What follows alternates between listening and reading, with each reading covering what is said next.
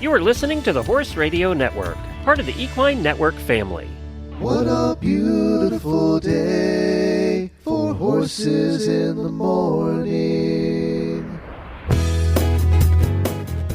You are listening to the #1 horse podcast in the world.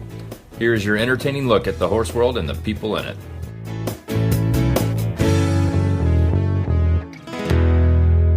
Good morning. It's Ashley Winch in Albuquerque, New Mexico, and you're listening to Horses in the Morning on the Horse Radio Network for Wednesday, January 1st, episode 3595 by Poseidon Health. Happy New Year, Horse World! As we embark on a brand new year, we wanted to share some stories that truly embody the spirit of hope and resilience.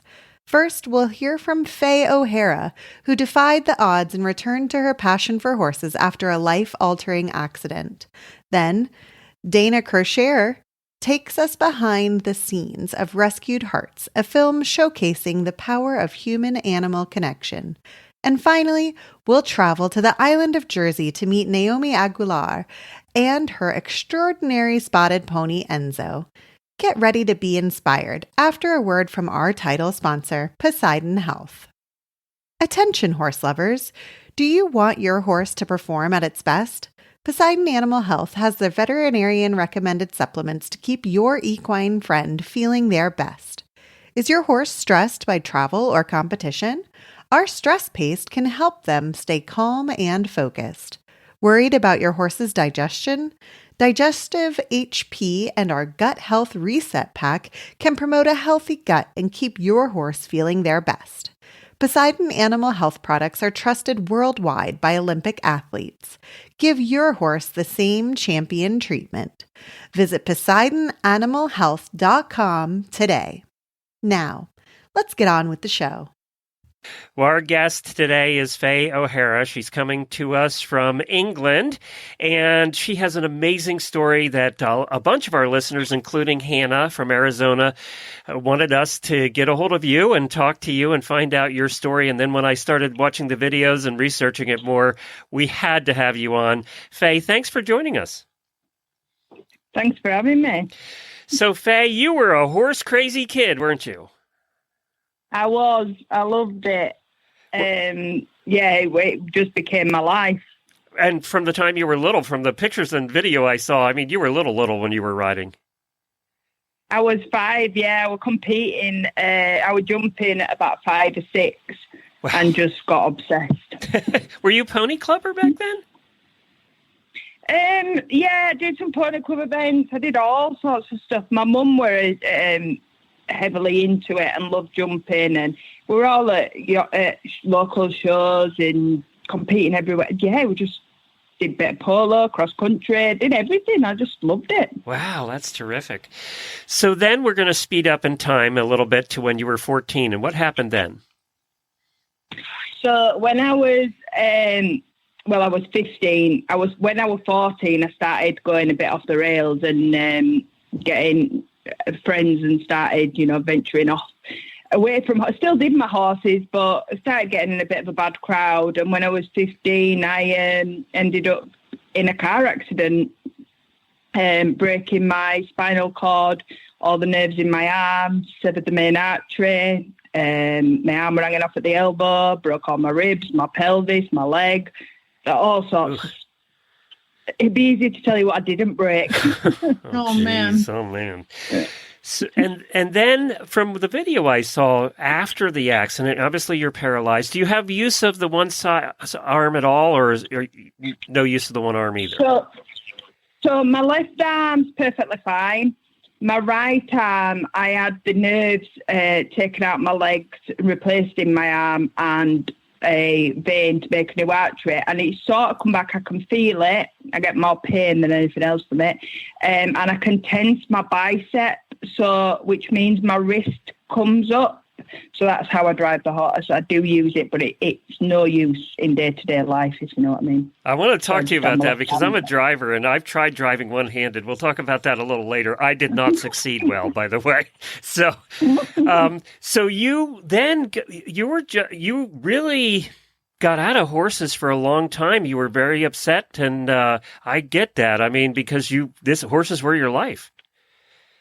Yeah, I wouldn't look at him. I couldn't. The horse that I had that I'd broken myself, I got one when I was 13, did it all myself, and then when I was 15, this happened, and they had to sell her sort of behind my back because I just couldn't look at him. I thought, if I can't, I could have possibly gone to a riding for disabled and sat on them and maybe done a little bit, but it had just reminded me of my old life, and I just thought that I'd never be able to do it how I did before, and that part of my life were over and I couldn't handle it. So the best way to handle it was just block it out, and I didn't look at one for about 7 years. What happened that made you want to look at one again? Well, my mum still rode throughout that away from me, and I tried to, I went off the rails when I first had my accident, didn't deal with it very well at all. But once I sort of got my life back on track, it were always there. It was something that I used to go to sleep thinking about. I'd try and block it, but I just wanted horses back somehow because it were all I knew. It were all I was good at as well. I'm not very academic. I didn't know what else I was, if you know what I mean. And I did about carriage driving a few times throughout the years, and I don't know, something just were like, right, I feel ready to try. And that's when you met Majestic? No, I started off with a few ponies. I went to, I asked the yard owner where I was if she knew, because she'd done a bit of carriage driving, not competitively, but she had weddings and funerals. They'd done all sorts of carriage, different stuff. I asked her to find me a pony and someone that had adapted me a wheelchair carriage. And I'd just teach myself to drive because I thought, well, if you can ride a horse and you know horses, you can somehow teach yourself to drive. So we got a really, really safe pony and a little adapted car, and I started driving there. But they owned Friesians on the yard and they bred them. And I remember saying one day I'll have one of them, and everyone thought I were absolutely nuts. And they're a lot of horse. Yeah, they are. And I always said I wanted a youngster to bring up around my chair because youngsters were my thing when I was younger. I'd been involved in breaking horses in and educating young horses from being like 10, 11. I just loved them. So my dream were always to eventually breed a horse and bring something up around my chair. And it happened to be a Friesian because a mare came over from Holland that were for sale, and they said, we'll put her to our stallion and you can have a baby. So I did. So you really met Majestic when Majestic was first a baby? When he was a baby, yeah, still on his mum. Oh, wow. So now, from what I saw, did Majestic take to the chair right away, or did that take some getting used to?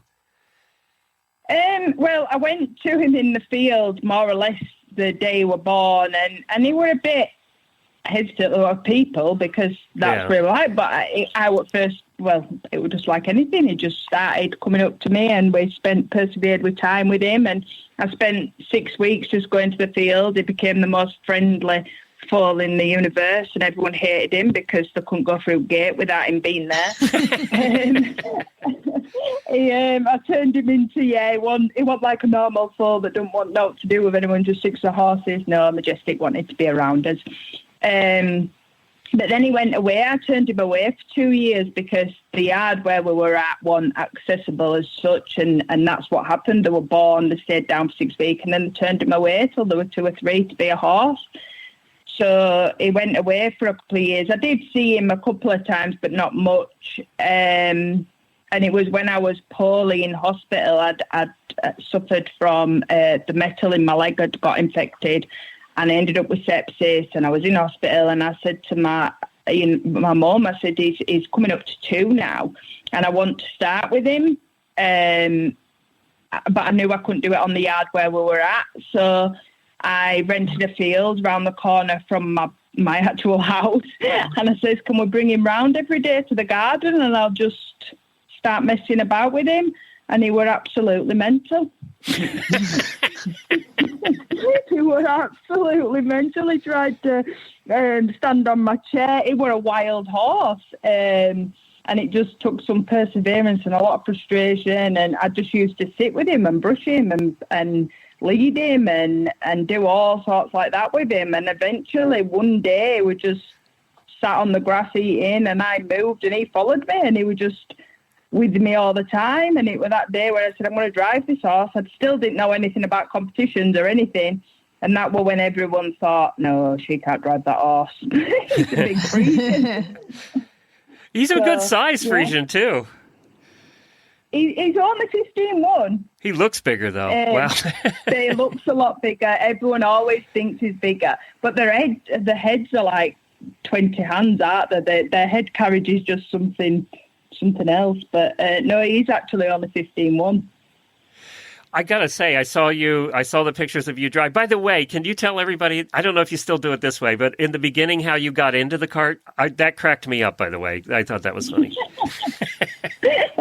Yeah, so when I eventually, I moved to a yard, I moved to a little stable yard and found someone to adapt me a carriage for competition. And I met Pat Cooper, who actually gave me a chance to get into competing and told me all about it. We found a place to adapt me a proper carriage, but I needed to get into it.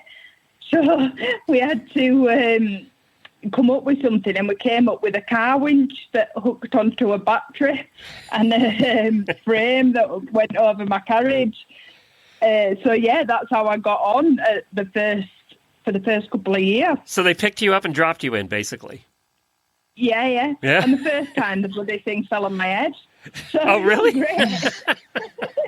So did you, please tell me you had a little help getting him to learn to drive, or right. Did you? Yeah.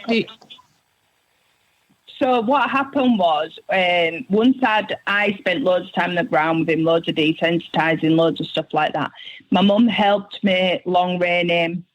And I had a girl, I get a lot of people helping me on the yard and stuff. And we long-reined him, did all that. And then trying to find someone to actually put him to carriage was very difficult. No one wanted to do it for me because I thought I was absolutely nuts. Like I said, wanting to drive this big young Frisian with one arm. But I eventually found someone, and he went away. I think he was away for 8 weeks to be put to carriage. And when he came back, they said, don't you drive him yet, let other people drive him. My mum and auntie drove him twice, and I got on him. You can't tell a horse girl not to do something, then they're just going to do it. Yep. Exactly. I said, no, this is my horse, and no one's taking. I had, and when I first took him to competition, they said, let someone else take him first. And I was like, no, this has got to be me. And I did. So he was a young horse and everything, but we've worked together. I assume you're doing CDEs? What kind of competition? I'm doing what, sorry? Are you doing combined driving events? Yeah, I'm doing the trials, yeah. Yeah, well, that's cool. So you have to do the dressage, you have to do the whole thing. What's the hardest part for you? For me, it's got to be the marathon and the hazards and obstacles. I struggle because I've got no core strength. Literally, if there's nothing behind my back, or if I try to sit up, I'll just fall to the side. I've got literally no core strength. So getting around obstacles, and then I've only got quarter use in my right arm, and that's got to be the hardest. But then, to be fair, all of it's pretty hard, and I'm still at the bottom of the pecking order, but I'm getting different. Well, I've just had a seat adapted for me, and by a really, really clever guy who does a lot of driving. And it's just, I've been doing it now 4 years competitively, and I'm still nowhere near where I want to be because there's lots of adaptations and lots of different things. But I have to say, probably, yeah, the third stage is the hardest for me. So do you have an adaptation, something on the reins, or are you just using the reins straight up? No, there's an adaptation on the rein. So my left hand's normal, and then on the right rein we have knots, and then a bungee cord is on each knot, and it's got a loop, and it goes around my wrist, so it can come out because I have actually had a fall and it came out. So it does come out, but it makes my wrist my hand basically. Right. Okay. So that makes sense. I can pull back and let go.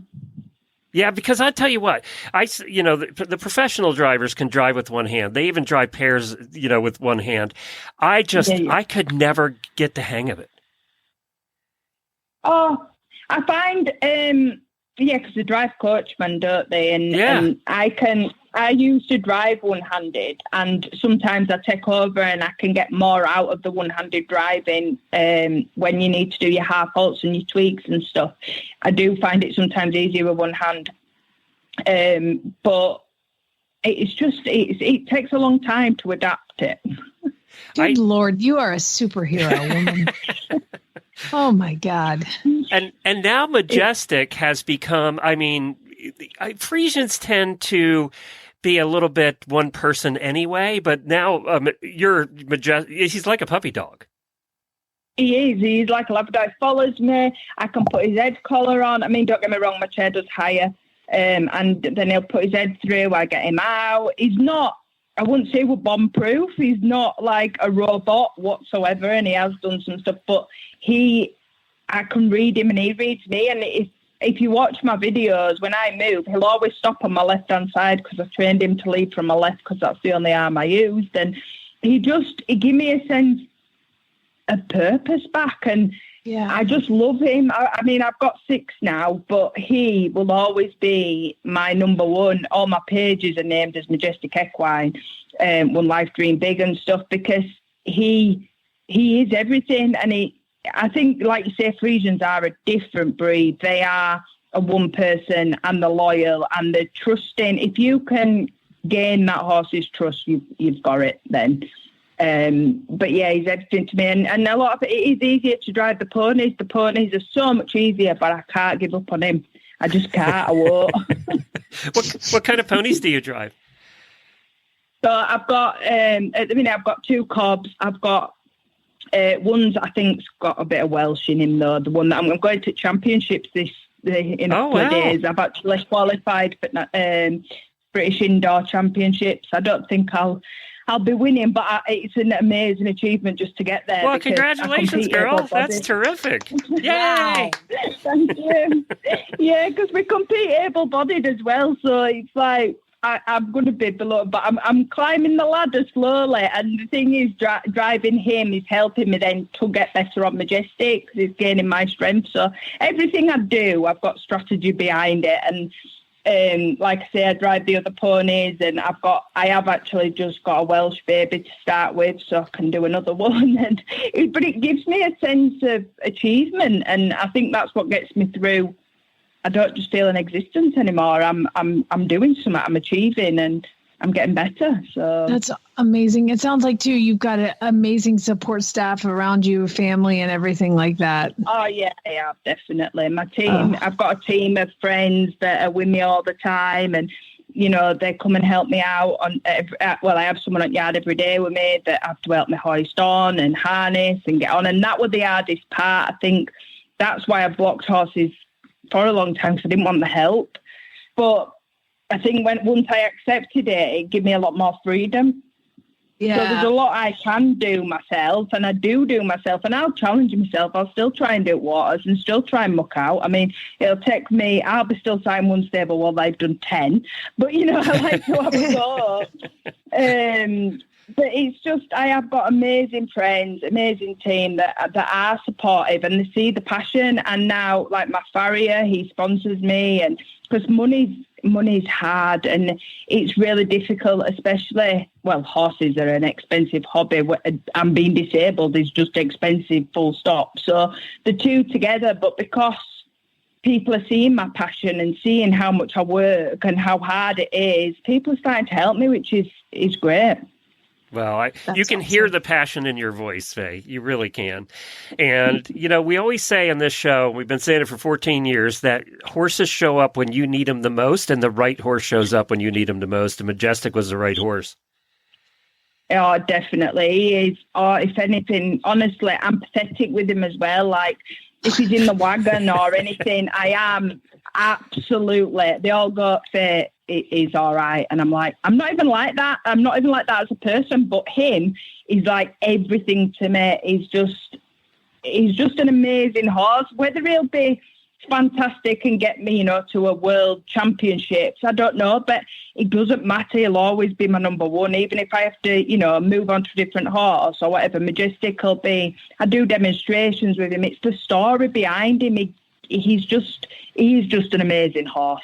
Well, Majestic saved you, so that's enough. If he doesn't become a world champion, that's enough. And it is. I think I'll do well on him, though. I don't think he will. Even if he didn't, he'd always be. Yeah, he saved me. Well, Faye, you were absolutely. We so enjoyed having you on. Good luck. When's the championship coming up? So we compete on the 19th and 20th of this month. Oh, next week. I'm just on with this week. A couple of days we set off down there. So it's amazing. So I'm just getting the pony and the carriage and the harness and the wagon and everything sorted out. But well, good luck. It'll be an amazing experience. We'll be rooting for you. Thank you. All of America's rooting for you. Okay, Faye? Absolutely. Thank you. Thanks, Faye. All right, thanks, Faye. Take care. Well, if that is not a way to start a Monday. Oh, my God. I love her. I love her so much, and she's so inspirational and so honest. And talking about how the horse was mental at 2, and now she's it saved her life. That is incredible. And to be in her situation, even talking about I'm sorry, I have a string of competition horses. I know. To be fair, I am really struggling with, there's a horse trial coming up, Glenn, and it is cross rails and a walk trot test. And I want to take Ace to his first thing. And I'm oh my God, I don't know if I should. Now I'm doing it. And you don't even need adaptive reins. If she can do it, what a superhero she is. Oh my God. From a driving perspective, I can't imagine, and a Frisian's a lot of horse. There were Frisians there, and they were a lot of horse. I mean, they're bouncing around, and they, when you get drove a little Mustang pony, and I was scared to death. I said, matter of fact, I said while we were there, I said, I would drive that Percheron before I would drive that Frisian. It just seems like a lot of horse. They're a lot of horse, but they're beautiful. Beautiful. And the action's beautiful. It's all beautiful, but I'd choose the Percheron over the Frisian any day. Good for you, Faye. Well done and good luck. We hope the best. You deserve a championship. We hope you get it. It's Wednesday, and you know what that means. You need to head on over to statelinetack.com to see everything you need, or might not even know you needed.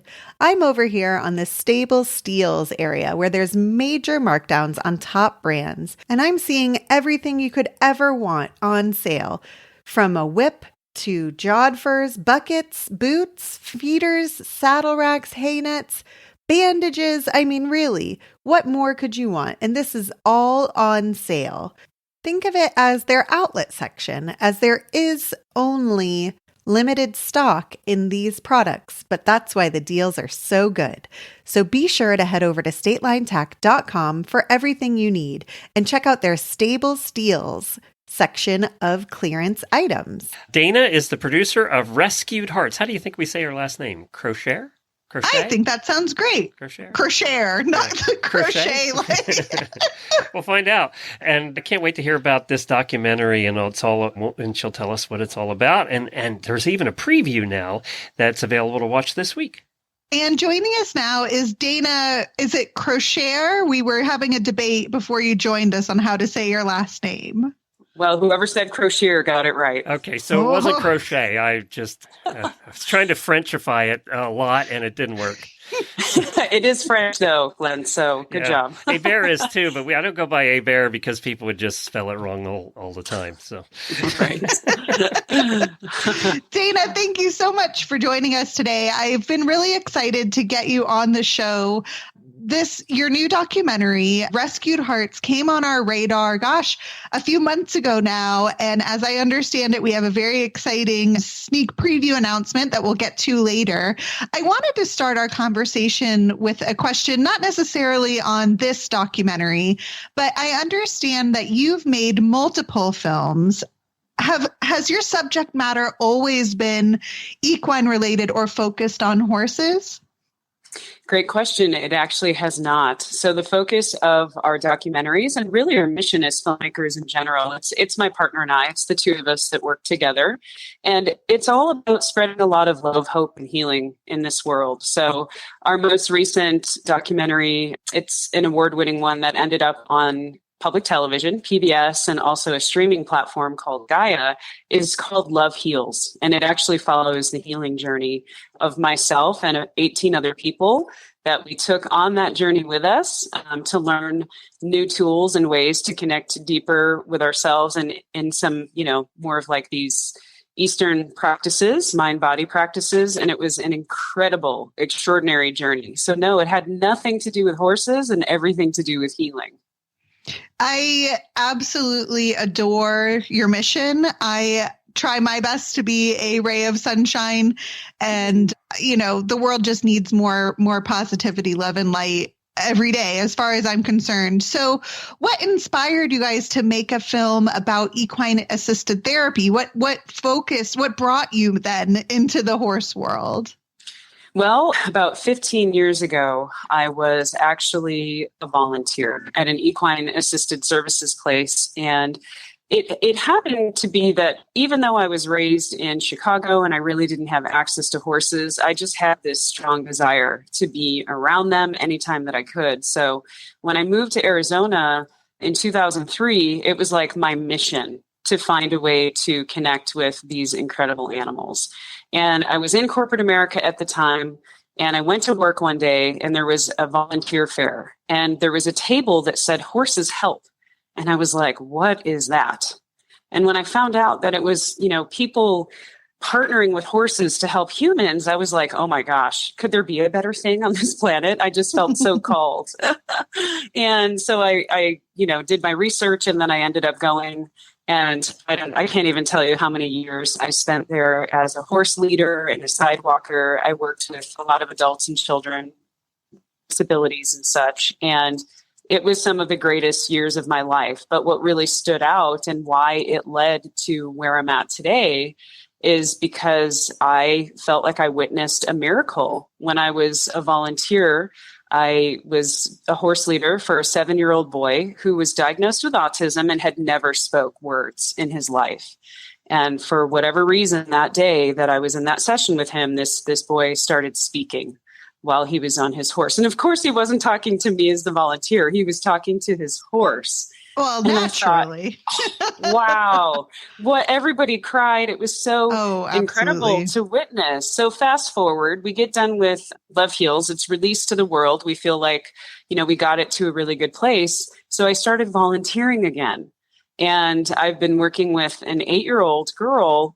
And I just, just witnessing the connection and how horses help kids and adults with things that, traditional therapies don't, or other people can't. It opens up their hearts in ways that not much else does. And so one day I came home after volunteering, and I was on Facebook, and I saw all these posts being shared about Heart Math Institute and some research that was done about the horse-human connection and why we feel so good in their presence. So I went to my partner and said, you know what? I know we just got done with one film and we're, trying to, take a breather because it's a lot of work. People don't realize what goes into bringing a documentary to the world. And I said, if you're ready to start another film, I think it needs to be about the healing power of horses. And so that's when it began. We started filming in November of 2022. So it's been about a year and a half. And yeah, it's been the most exciting journey and truly one of the most healing journeys, because what we uncovered in a year and a half of filming is something I can't even put words to. And thankfully, we don't have to. As filmmakers, we can bring it to life and allow people to feel what we experienced. I personally can't wait to watch this film. A lot of our listeners probably don't know this about me, but I actually spent years and years and years volunteering through my teenage and young 20s, similarly at a equine assisted therapy barn, and actually was on the path to become at the time, it was NARHA, now it's Path International, but I was set to become a instructor with them. Instead, I went and fell in love with a military man, and here we are today. Oh my But gosh. I guess all that to say is I've seen the magic that you are describing, and you really can't put words to it other than seeing it and witnessing it. And I'm just so excited for this film. Can you tell us maybe about some of the subjects of the film who, I don't know, give us a little sneak peek or a sneak story into one of the folks that you've highlighted in this documentary? Absolutely. So one of the things since it's very present right now, since we're just releasing our second sneak preview today, it's a 20-minute clip. And one of the things that I think is really different about what we're releasing is that we dig into the research and the science. So we have the researchers, Dr. Ellen Gerke and Dr. Ann Baldwin, that worked directly in collaboration with HeartMath Institute. We interviewed the director of research at HeartMath, Dr. Roland McCready.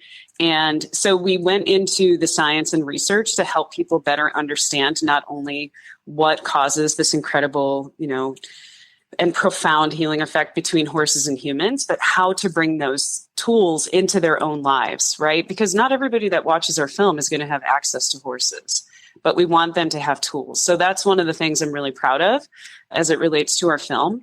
And then, you mentioned Path International. We have the CEO of Path International as somebody we filmed with to talk about, her perspective.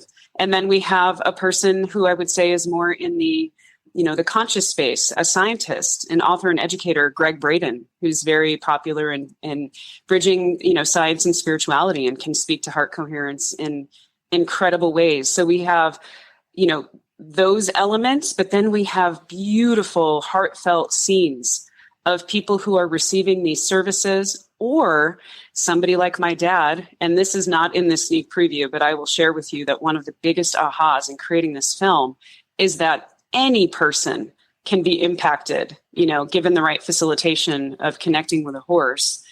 There's a scene that it just gives me the chills thinking about it. My dad was kind of a skeptic. He's like, "What film are you making now about horses and healing? And what Isn't are you it amazing? even Our talking families about?" have no idea what we do. They don't. So he's like, "Well, would it help me?" And he was, at the time, he was just going through some pain stuff. He actually was suffering with chronic pain. And I said, "Listen, Dad, I think being in the presence of horses is healing to the human spirit in general. So do I think it could help you? I do. But if you want to have this experience, you got to let me film it." So he said yes. And I will tell the two of you that what unfolded was something that healed our relationship in ways that I never thought possible. So that's probably one of the bigger ahas, was like, connecting with these animals and doing it in a therapeutic sense is not just for people with PTSD or, physical disabilities or any of those things. I really believe that horses are here to open the hearts of humans, period. It's interesting what you said is that he went in to do the therapy, but what you said was it healed your relationship. Yes. That's interesting. I can't wait for people to see it. I always ask, the last 2 years, my thing has been asking guests what surprised them the most about whatever they're doing. I think this is the thing that surprised you the most. It definitely surprised me the most. Yeah, I would say in general, just knowing now that horses and this type of work it can reach so many people in so many different ways. Right. I wasn't sure going into the filming a year and a half ago what we were going to see. And yeah, that would probably be the biggest aha. And I'm so grateful because I feel like I've waited decades to have an open-hearted relationship with my dad. And thanks to a horse, that has now become a reality for me. So that was a huge awakening for so many reasons. Wow, that gives me goosebumps because you went into it thinking he would gain something from it, and you ended up gaining something from it. I love that. Yeah, we both did, right? Yeah. I think there are things that come up in the presence of a horse where people feel safe and grounded, and things will come to the surface that maybe somebody wasn't willing to look at or talk about in the past, right? And I think it depends on the horse. Now, my Hackney pony, you might feel the exact opposite way sometimes. Okay, that's fair. Yes. Dana, I think exactly what you're saying will resonate hugely with our listeners because, I often joke with my horse friends like, oh, off to therapy, but that's code for the barn, it's not that, I love my therapist too, but I agree completely. There's just a magic there that helps you work through things you didn't even know you had to work through sometimes, or you're having a terrible day and then you go see your pony and your whole day turns around. I'm so incredibly excited about this project, and I'm glad that you and your partner took it on because I'm sure it was a lot of work emotionally too, Tell me, how can people watch the sneak preview that just released? Yes, I will share that with you. But first, I need to say we often have joked that it's not the film that we're making, it's the film making us. There have been many times we're on the floor in a puddle of tears and it's unbelievable how much this work has transformed us. So before you answer, I got to ask you about that because, obviously we've been doing this for 16 years. So we're all about putting shows together every day. And you storyboard this. How much, like on a project like this, after you're done storyboarding, how much of that gets thrown out because of the golden nuggets you find along the way and you go, this is much better than with that? Well, so much and that's the problem we're actually having is we have so many golden nuggets. So we had probably over 75 different filming experiences, and some of them were not just an hour interview, they were days of immersion. So we filmed for a year and a half and have hundreds of hours of content. So you should see the wall in the room that this film is getting edited on. Our version of a storyboard is sticky notes all over an entire wall. And the themes and the people, oh, you guys, it is something to witness, let me tell you. So yeah, there's a lot that unfortunately that happens too, but here's what's cool about our mission right now. We're not only creating Rescued Hearts, it'll probably be, a full feature film. So let's say 80, 90 minutes, but then PBS is already interested in putting our film on public television, and we'll probably wait a year or two before we do that because we want to do a lot of self-distribution and events and stuff first. But we'll have a 60-minute, an hour cut of the film. And then typically we'll create a 30-minute conference cut so that if there are people that want to host a screening or do something to raise awareness about this, or maybe it helps their organization, they can use it as a fundraiser. We're going to offer a toolkit that will have different lengths of the film. But when we're done with Rescued Hearts, we're actually going to dig into some of the emerging themes that presented themselves. One huge one was grief and some of the research about grief specifically and partnering with rescued animals. And so we'll call that one Broken Hearts. Actually, I already have names for all horses, of them. Right? That's dogs and cats and whatever. Yeah, and it'll be primarily about horses, but we experienced something that we really need to bring to light in another film. So what we're going to do is create probably 4 additional short documentaries that all will end in hearts that have the same general theme, but it will allow us to use so much of the beautiful content that we captured in other ways. So we are hoping to utilize what we, filmed and captured that really touched us in ways outside of just the main film so that not much gets left on the cutting room floor. Well, you'll have to keep coming back and keeping us updated so that we can share, because this is just such a beautiful mission, such a beautiful story. And this is exactly what we like to have on Horses in the Morning. So please go ahead and give me a shout whenever the sequels are ready, Dana, and we'll be happy to have you back on. I would love to. And the way I would love to close, if you don't mind, I'm going to tell everybody about our sneak preview. But first, you just mentioned mission. Is it okay if I share with you what our mission is, and then I'll tell people how to find the sneak preview? Perfect. Awesome. So I'm going to read it to you. So we're making this film for every parent who has struggled to find ways to help their child. For those on the outside of society who feel unlovable because they don't know where they fit. For every veteran and first responder haunted by the past. For those who have lost someone so close to them, they struggle to make it through another day. For every horse who's been used as a tool or was rejected and thrown away because they didn't fit a perfect mold. For those who've experienced so much trauma, they have locked away their own heart. We hope to offer this film as a way of finding our way back home through connection with ourselves, each other, horses, and all of nature. So the way that people can watch our sneak preview is simply by visiting our website, rescuedheartsfilm.com. At the very top of it, we have the sneak preview link available, and the tickets are available for free. Because we are still fundraising to finish the film by this fall, we are lovingly accepting donations, no matter the size. And if somebody can't donate, that's perfectly okay. If they're inspired by what we created and are willing to share it, that is enough for us. We're so grateful. And in addition to that, we are going to have a virtual community event for people that are excited about Rescued Hearts and want to learn more from us, the filmmakers. In addition to having a heart coherence expert with us, we're doing a Zoom call on June 27th at 5 p.m. Pacific, 8 p.m. Eastern. And that link is underneath the ticket link on our website as well, if people want to join us. And they can watch this particular sneak preview from today, June 24th, through the 30th. So it's available for a week. And then we'll probably, depending on how it's going, we'll probably keep it on our website after that, maybe for like a $10 donation, just so we can continue getting support to finish the film.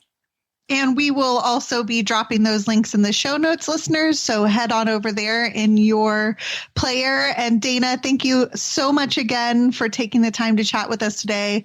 I know what I'm going to be doing this week on the clock. I don't even care. Oh, thank you, Ashley and Glenn. It truly is my greatest honor to be doing this work and to be here with you both today. Thank you for the opportunity to share. It means the world to me. Daily Dose Equine Horse Feeds has 4 different formulas that we're going to chat about very briefly today. First one on the list balances the needs of horses who need calories, but they also need a little bit of focus. What's that one called? Called Mass No Staff. They also have a formula that's going to balance the needs of a horse that needs a lot of energy because he is a high-performance competitor. What's that one?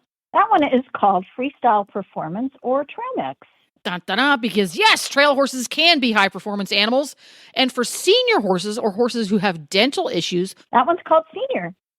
Tough to remember. And for those who want a top-quality, non-GMO feed, which is what all of Daily Dose Equine's feeds are, but they also have a really serious budget that they need to stick to. What do you have for them? We call that product Sweet and Safe. Our guest coming up today. Now, I did this interview a little bit earlier when Jamie was hiding in the basement with the storm that was going through. Her name is Naomi Aguilar, and she is out of an island called Jersey off the British coast. And she is brought to you by Daily Dose Equine, non-GMO core nutrition for horses and ponies of all ages. And I absolutely loved her. Hi, Naomi. Thanks for joining us today. Oh, no problem at all. Thank you for having me. All right, so we got to start. There's a couple stories with you I want to talk about. One is your spotted horse, obviously, that is making his ways up to the Grand Prix ranks in dressage, and you don't see that too often. But also the fact that you live on an island that's pretty isolated. So tell us where the island of Jersey is. So we are in between the UK and France. It's a 9 by 5 mile island. So we're very secluded. Occasionally when the weather gets really bad, there's not a lot of food in the shops when the ferries can't swim. Yeah, but it's a beautiful place to live. Very, very lucky to live here. We can go swimming in the sea. We're never further than 2 miles away from a beach. So it's beautiful, beautiful place to live. And you're not too far from Guernsey, the other island right next to you. Not at all. So we can see that on a clear day from our cliff paths, and we can also see France from the other side of the island on a clear day. So I have to ask you, and I've always wondered this, are the cows named after your islands, or are the islands named after the cows? I can't tell you that. I'm not actually sure, but I live on a farm here, and we have Jersey cows just outside, and so they're a big part of the farm and the Jersey life, and they're just the most beautiful characters as well as so pretty. And any World War II fans will know your islands because there's been multiple documentaries done. The movie Island at War. Yeah. About there. There's been, there was a TV show recently that was done. I mean, there's been so much done about those particular islands, especially in relation to World War II. Absolutely. So Liberation Day is coming up, and that's a huge thing for our island. And we also have a very big horse show on Liberation Day where we do a lot of showing and jumping at one of the showgrounds on the island. There's parades going on in town, in St. Helier, which is town. It's an amazing part and an amazing community to be in here. So tell us about horses on the island. Are there a lot, and what kind? What's the story about horses there?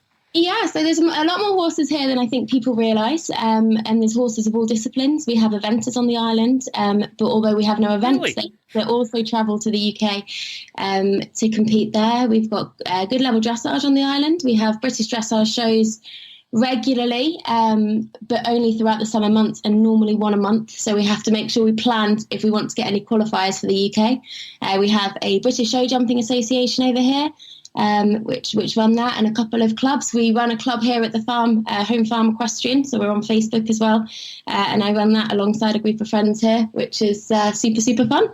Well, I live in Florida where hay is very expensive. I can't imagine what you guys have to go through because it all has to come by boat, right? Well, not quite. So where we live is belongs to a guy called Trevor Barrett and his wife Karen, and he makes the hay for us. So we're very lucky to live here because he's a farmer and he farms a lot of the land over here, and he makes silage and hay and haylage and all sorts of farming stuff. So we're very lucky that he can make it on the island. But the shops over here, the horse shops, do have to import it from the UK if we run out. So, and getting to shows in England, that's how long a ferry ride? So it depends. If the weather is very kind and there's no wind, we can get the fast ferry, which is 4.5 hours. But more often than not, we have to go overnight, which is about a 12-hour ferry ride. Yeah, and the horses are very good, actually. Once they've done it a couple of times, they're pretty seasoned. But it's a 12-hour ferry ride. We have to get there an hour and a half before it sails. So if you think about that, coming back from a long drive in the UK, sometimes they can be on the lorry for 15, 16 hours. So we have to give them lots of recovery mash and sloppy feeds and make sure they're all happy and well. So they stay on the lorry? That's what happens? Yeah, so they stay on the lorry, and we go up onto the ferry, which is nice. It's got a bar, pretty windows, and a bed, and we can go down on checking them whenever. We take our dogs with us as well. They normally stay in the lorries, but the new ferry has a dog cabin, which is really cool, so we can take our dogs on the boat with us. Oh, that's neat. And that section of sea is known to be pretty rough. Is that a problem for the horses? So they won't travel them if it's rough. Okay. Condor are very, very good. They're huge on safety. The bigger boats are generally easier, that they're not quite as rough. The fast ferry can sometimes be a little bit rough. You get all the old sea legs on there. But they tend to be very good. And the horses travel really well, actually. I mean, touch wood, I've never had a bad journey with them. Even the young ones, and if they're a bit worried, we just give them a little bit of sedation from the vets, who are really supportive, just to give them a safe journey. Then when they get older, they tend to know the deal, really. And I can't imagine it's cheap to travel that far on a ferry. No, so it's on a good, if you book in advance and it's not a busy season, it's about $750, but it could go up to £1,000 return. So to go and do these trips to the UK, to go and do one or two shows, which is, effectively 5 minutes in the ring, it can be upwards of $2,500. Wow. I mean, horse shows aren't cheap anyway. You just have that added layer right there. Okay. Do you set up dressage rings on the beach and practice there? I have to know. Oh, no, we don't, but that would be a fantastic idea. That's what I pictured. No, that would be a brilliant idea. We don't. We have lots of lovely sand schools on the island, but that would be really cool to do one day. What about breeds on the island? So, there's actually quite a lot of cobs and natives over here. So there's lovely show horses over here as well. But a variety, really. We've got a couple of really nice riding schools. So we've got the old sturdy ponies that the kids can learn on. There's some beautifully bred big dressage warm bloods over here. My youngster is bred for dressage, my 3-year-old. So he's over here. And we've got, my friend has a traditional stallion, a fell stallion, a native mare. So a big variety. There's a couple of Clydesdales on the island. Big variety over here. All right, so let's go back to when you were 19 years old and you made a spur-of-the-moment decision and then had to tell Dad.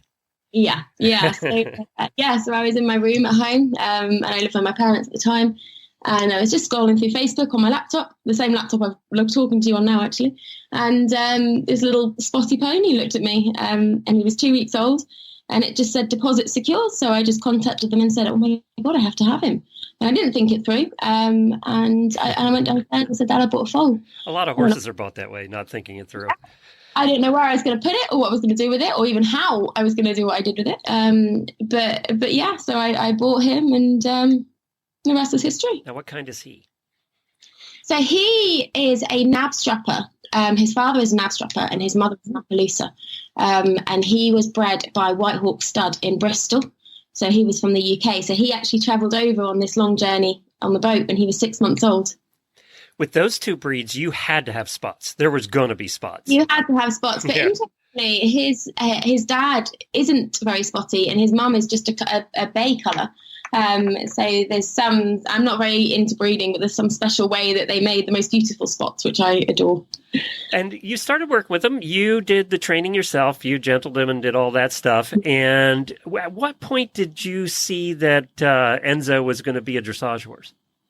Well, at the time, I actually did more jumping than dressage, and then I lost my nerve a little bit with jumping. And the lady I worked for at the time had a 17-2 Frisian, and I thought, my God, this isn't going to jump. So I had to learn a bit of dressage.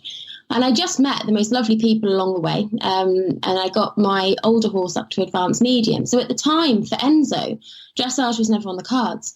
And I used to he was just my little baby pony. He was a bit like a Labrador. So we used to potter around the roads and do this. I mean, I couldn't catch him at all when he came. He was totally feral. We had to corner him in a corner with some fencing to get him. And we just pottered around. And when he was, I broke him when he was 3.5, and we hacked for about 6 months. I actually broke him in the sea. My friend dared me to swim on top when we were walking in the sea, and I did, and he was very good. And then as we developed over the years, we've had some brilliant trainers. I used to train with Jodie Phillips, and we trained with Roland Tong, and they started seeing these little glimpses and going, oh, you can actually do quite well with this. So he got through to the Pet Plan Championships at prelim and came 8th at the championships when he was rising 5. He won the semi-finals at elementary as a 6-year-old. And then when we started to get to the higher levels, I lost my nerve a little bit going to the UK in a tailcoat with these beautiful riders and these beautiful horses. And I thought, what am I doing here? I can't do this. And I had a massive confidence knock.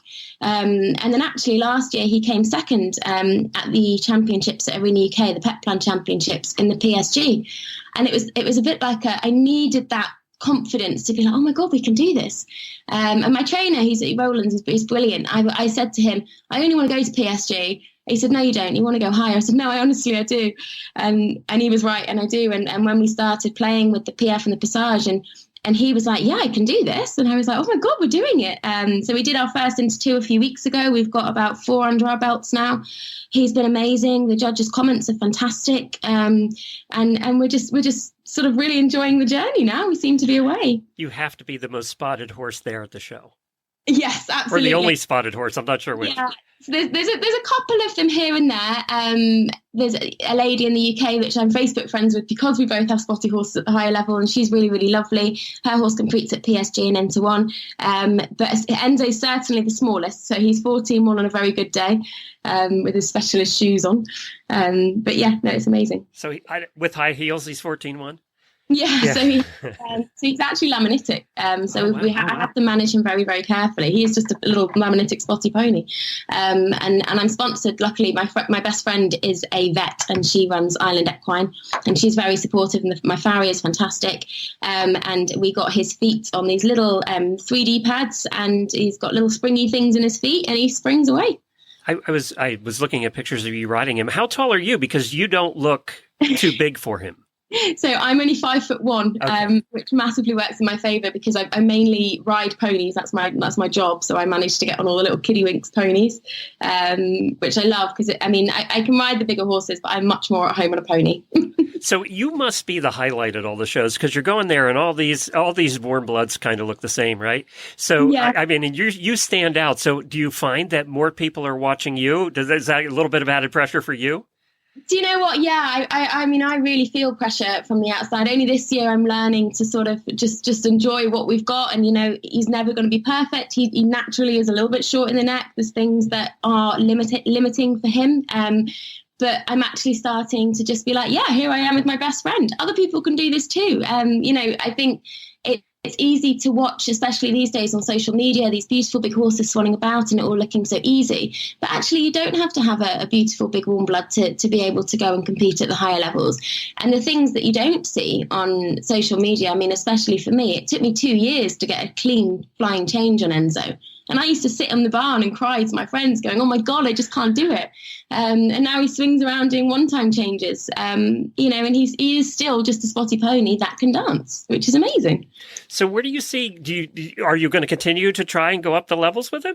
Or have you reached, you're pre-St. George now, right? Heading into Grand Prix? Yes, so he's just competed PSG and Inter 1 at the championships in the UK. So I'm now sort of moving on a little bit from that, and we've just qualified for the Middle Tour Championships, which is Inter 2, which is effectively a baby Grand Prix. And I think that the Grand Prix is in breathing distance, which is really scary. I find the zigzag of the Grand Prix really hard, so I'm trying to make sure that I don't put that pressure onto him and I ride it correctly, and he will just do what I tell him to do. So Grand Prix is in I can feel it in my fingers, which is really exciting.